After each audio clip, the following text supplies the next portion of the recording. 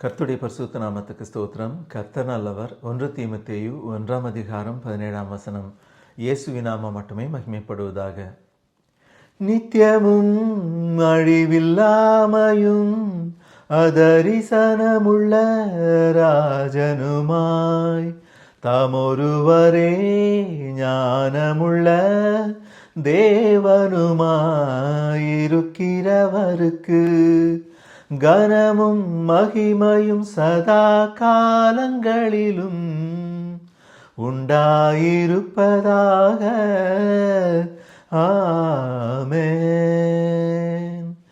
நித்தியமும் அழிவில்லாமையும் அதரிசனமுள்ள ராஜனுமாய் தாமொருவரே ஞானமுள்ள தேவனுமாயிருக்கிறவருக்கு கனமும் மகிமையும் சதா காலங்களிலும் உண்டாயிருப்பதாக.